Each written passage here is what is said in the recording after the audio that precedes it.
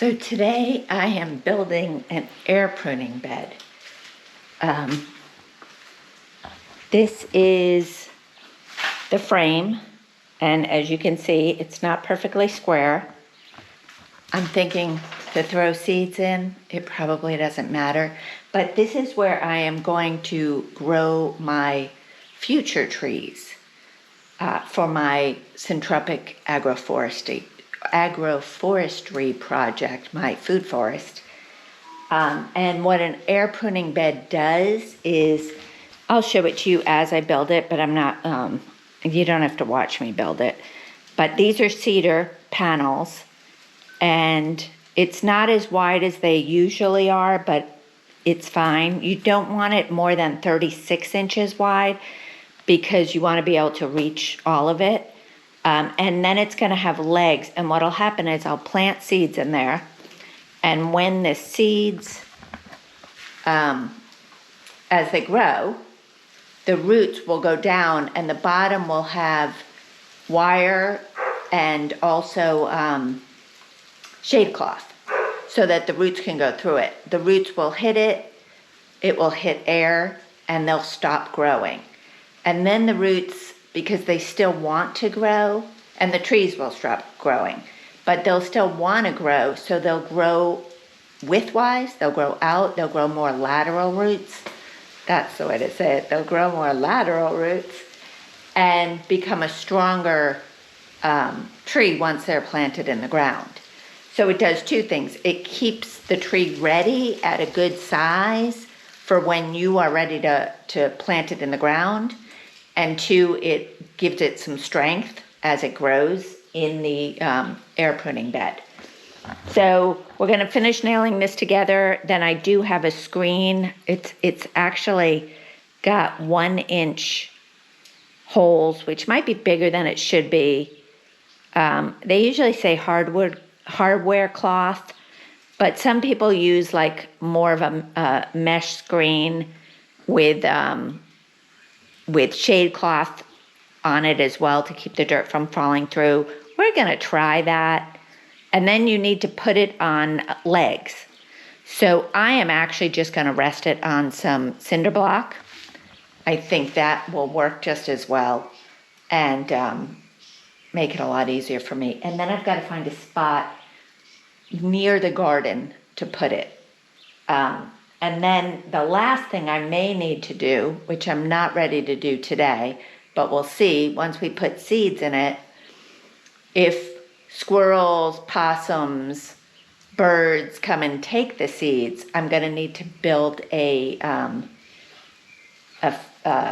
like a cage to go over it, or maybe use just some fabric or something to go over it. But for now, we're going to build this. We're going to fill it with dirt. Okay, so this is my air pruning bed so far. I have attached this wire to the bottom. I think you're supposed to attach the hardware cloth as well, but I think I'm just going to lay it down on top of this and then fill it with dirt. So I'm going to hopefully find a spot to put it, but it's raining and it will probably continue to rain. I think it's already evening. Yeah, it's 4 o'clock. So it'll probably rain for the rest of the evening. So I think my project is done for now, and I will continue it tomorrow.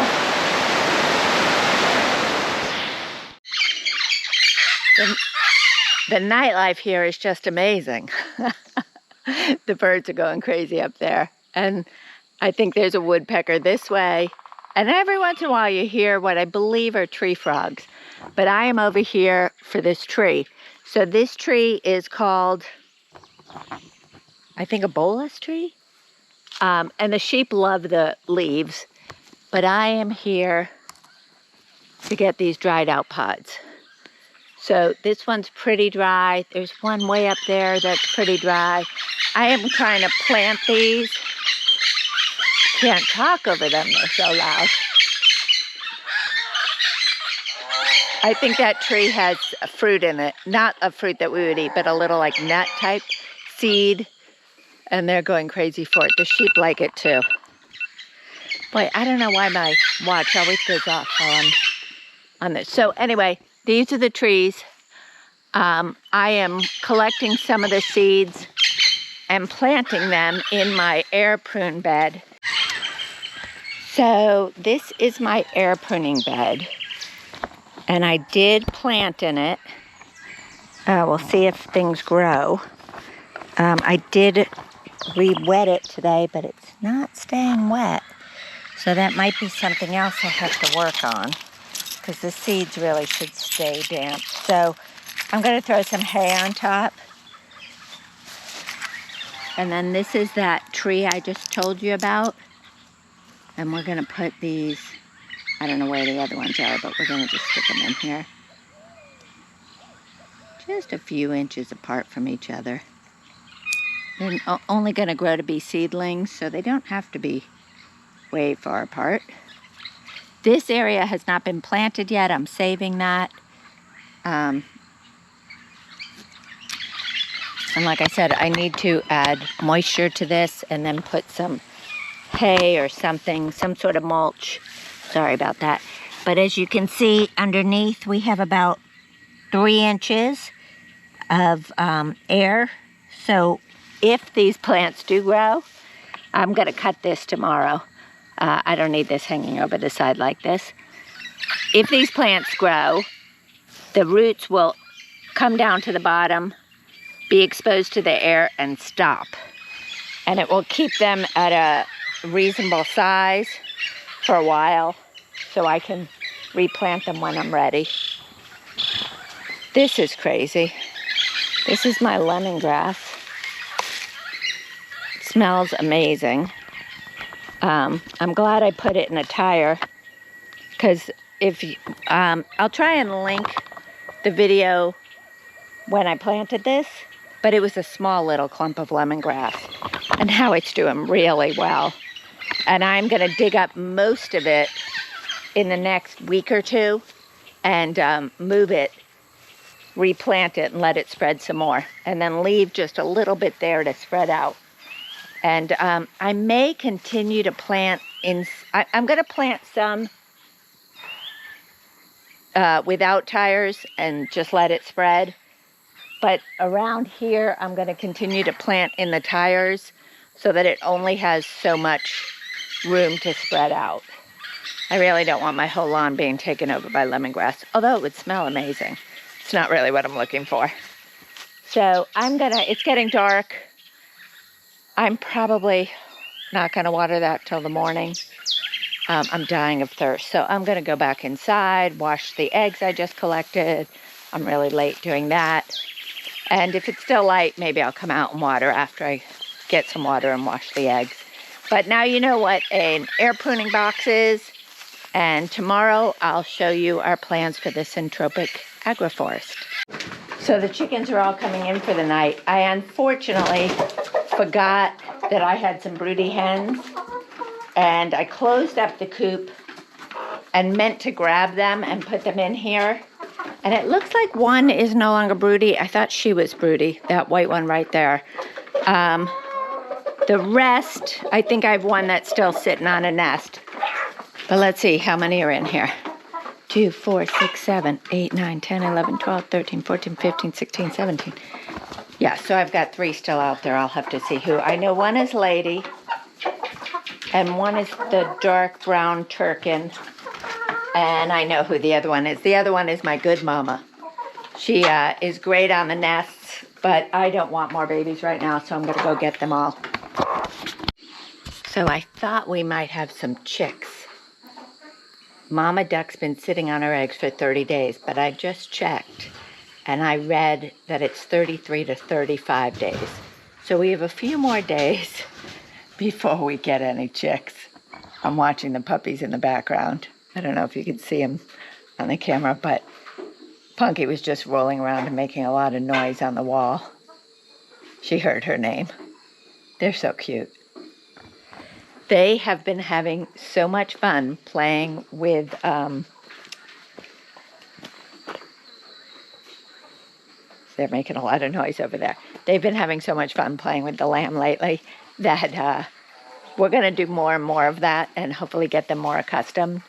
I was absolutely right. Which chickens are broody, and they're the same as they were last night. It's unfortunately that I didn't put them in their nest. One, because they're probably sitting on eggs all day, which isn't ideal for my eggs. And two, now I'm pretty much starting over. So it's going to be another 2 or 3 days of locking them up and keeping them off the nests before they stop. I don't mind that I'm getting less eggs right now because when they're broody, they don't lay. But it would be nice to just not have to deal with it and be done with it, since today would have been day 3 of locking 2 out of 3 of them up. So we're starting over, but it's okay, it happens. I came out to walk the puppies, and I didn't have my camera, and Sal came running over to them.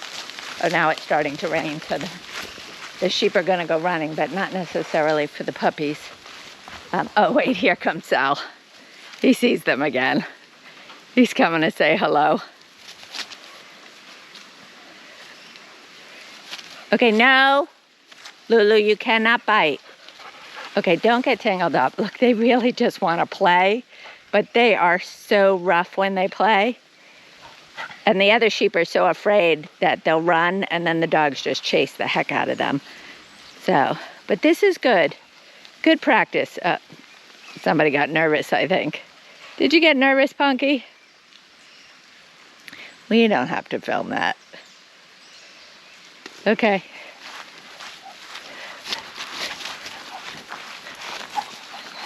Okay, stop pulling on me. Hi, Sal.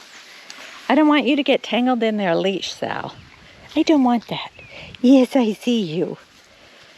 I can't pet you because I'm holding them and a camera. Okay, girl. They'd rather eat sheep poop than play with Sal. Stop it. Stop it. You can play with Sal. You can't eat sheep poop.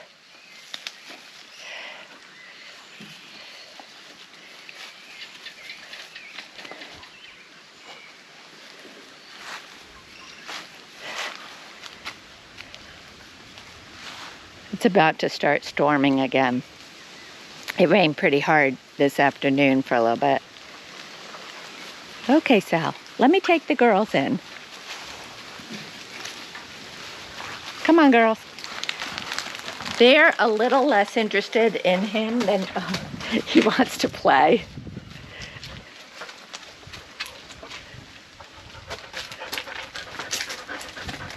You can't come to their room, Sal. You can't come to their kennel.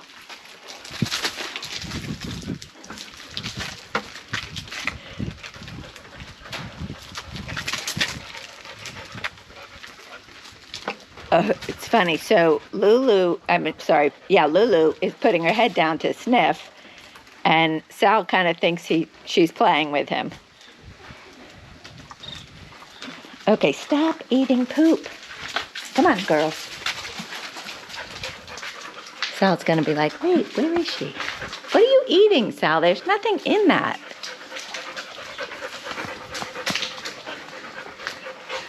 Okay. They're looking back like, isn't he coming? I'm sure he is. So I've always thought that the dogs really only want to play with the sheep, but they play so rough with each other that, and I've seen Punky grab with her mouth at the lamb's necks, and I think she's only playing, but she could easily hurt someone by accident. So it's really good that Sal will play with them a little bit and give them each exposure to each other. I'm not sure how to get the other sheep used to them, because the big issue is the sheep will run from the puppies, and when that happens, the puppies chase after them. That's what puppies do. So it's a problem. Now all the sheep are heading into their room for the night, but it's not time. See, this is why I thought they were pregnant. They are not looking small, but they're also not looking pregnant. So I'm pretty sure we're not having baby sheep. Right, girls?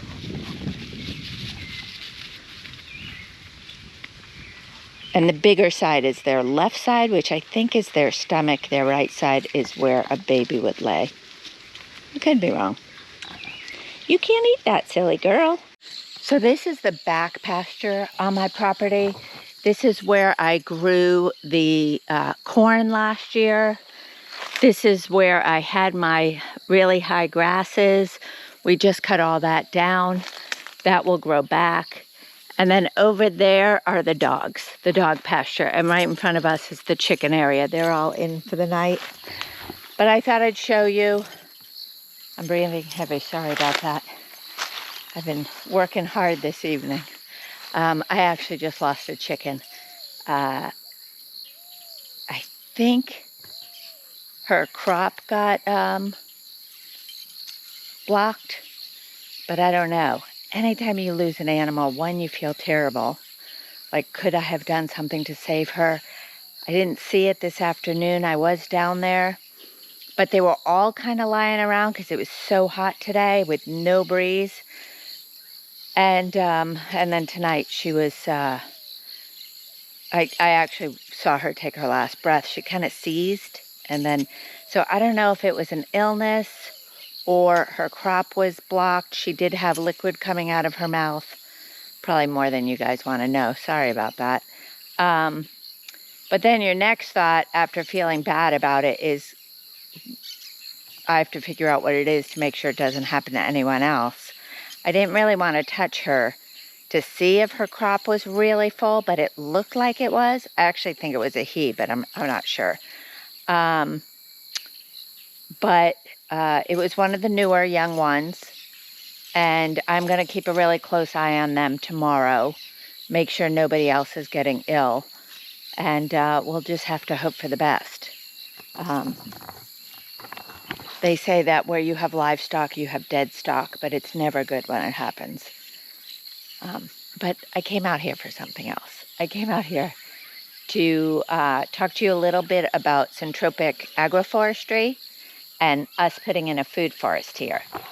Now, I did talk to someone this weekend here who had a lot of knowledge, and he said, first you should grow weeds. And I said, no, we've done that. Clearly there are weeds here. We did string 4 lines. This one is going to be our first tree line. And right next to it is going to be our basically chop and drop line. So this will have grasses, some smaller, fast-growing trees, things that we can chop down really a couple of times a year and lay as mulch and ground cover around the trees. Those will feed the trees. The trees will be very close together, but they will be at different heights. So I bought some seedlings, and I did have one mistake in there. The seedlings I bought were, for the most part, all the same size, except I have one dwarf fig, which I wasn't concerned with because I'm really not sure what height it will eventually get to. But I had 2 cacaos, and at first she gave me small ones, and I was a little concerned because you could tell they had just been grafted. And then the owner called and said, my wife gave you the wrong cacaos. She was supposed to give you bigger ones. And I went back, and they were like 4 times the size or 3 times the size. But they're way too big for my row. I'm still going to plant them, but they won't have the shade that they need. So I may leave, I was going to pull down this guanabana. Or soursop, same thing. I am going to chop the top off. They don't coppice well, which is what chopping the top off is. They don't coppice well, but it should be fine. We were going to take that down, and I think I'm going to plant the cacaos under it to give it at least some dappled light instead of some bright sunlight. Or I'll plant one in the end, and I was thinking about taking down that huge mango because it does not give good fruit. But